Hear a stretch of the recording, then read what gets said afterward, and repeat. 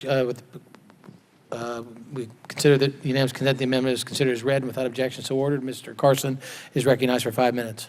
Thank you, Chairman. Mr. Chairman, this amendment was approved unanimously by our committee last year, but unfortunately, it was not included in the final version of the bill. So I'm pleased to offer the Carson-Nadler amendment today with the gentleman from New York. Mr. Nadler's district was deeply impacted by the 9/11 attacks, and I'm proud that he's joined me in offering this amendment. The Carson-Nadler amendment will improve flight safety by requiring the installation of secondary cockpit barriers on new passenger airplanes.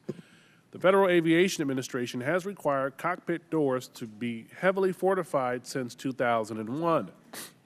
However, there are no barriers in place to protect the flight deck when pilots open the door to use the bathroom or stretch their legs while on duty.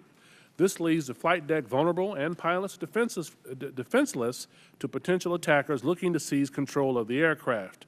Unfortunately, Americans continue to be susceptible to terrorist attacks.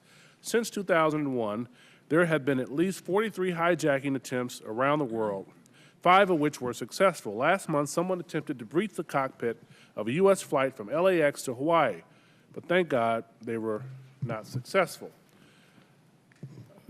Mr. Chairman, I urge my colleagues to support this amendment, and I yield back the balance of my time. I thank the gentleman. Any other members wish